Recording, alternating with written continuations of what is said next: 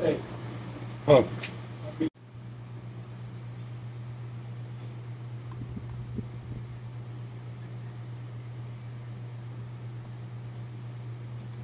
Bismillahirrahmanirrahim. Assalamualaikum mga katreks. Ito pong ipapakita ko sa inyo isa pong keypad na Samsung luma po ito. Bali ang problema nito sa amin ng may-ari ay wala po siyang signal. Kahit anong SIM card ang ilagay dito, matente, smart po ng signal. Yan po mga katreks, wala po siyang signal. Naka-X po yan. Yung dahilan niya biglang nawalang signal daw yung yung SIM card. Kaya tingnan po natin. Yan, sine-check ko po yung unit kung wala bang signal. Kasi mga katreks, kung minsan sa SIM card pag walang signal, kaya dapat i-check po muna bago galawin. Nakalagay na SIM card mga katreks, sa po siyang TNT.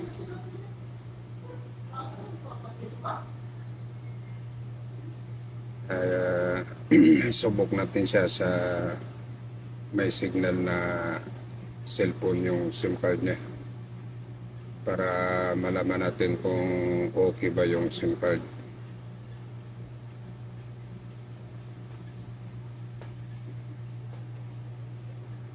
Kasi mga katreks, hindi basta-basta gumalaw ng board.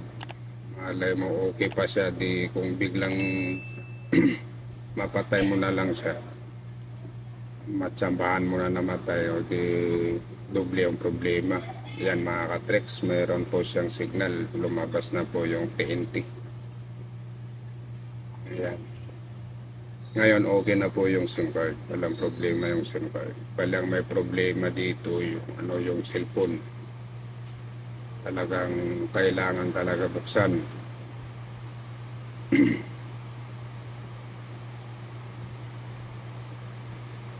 Mga katreks, shout out sa mga masugi kong sumusubaybay sa channel na to. Shout out sa mga kabrad ko, sa mga brad and sister dyan sa Mindanao, Visayas, Luzon, Upsilon, Pi, Sigma. Shout out po lahat sa inyo, lalong lalo na po dyan kay Brad Aslani, yan. Brad Puxley, active po yan sa Upsilon, Pi, Sigma. Yan. Ayan mga katreks, titirahin po natin dito mga katreks yung yung signal IC.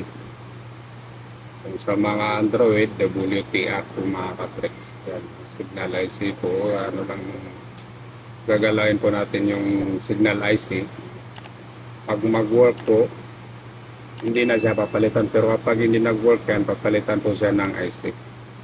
Yung solution dyan, kung hindi pa rin mag-work, minsan nakukuha sa jumper. Nasubukan ko mag-jumper, nagpalit na ako ng IC, wala pa rin, pero chin-jumper ko, nag-work yung signal. Tatlong step lang po minsan ang ginagawa ko sa mga ganyan ng mga problema. Request po kasi ng may-ari niyan, ako na ng video. Yan, tinuna natin ng video para makita niya, mapanood niya paano ginagawa yung mga ganyang problema.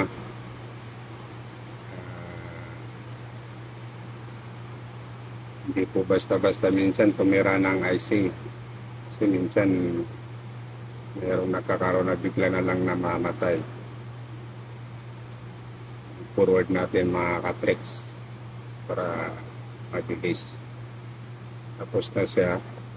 Kung mag-work yan, okay, hindi na natin papalitan ng IC. Pero kapag hindi, papalitan natin ng signal IC. Pero kadalasan, nakukuha naman sa alog lang. Inalog lang yung IC, mga katreks. Pero kapag hindi nakuha sa alog mga katreks, na lang pagpalit ka ng IC. Pangatlo, mag-jumper ka. Jumper mo lang yung resistor, bandang signal. Yan lang po yung minsan na mga problema sa mga ganyan. Pero kadalasan yun na yan yung na-experience ako sa mga ganyang walang signal na keypad. Mga ka-Trex, huwag nyo lang kalimutan i-subscribe, i-like, i-comment yung channel natin para updated kayo sa mga ginagawa kong video. Saka yung support na mga ka-Trex.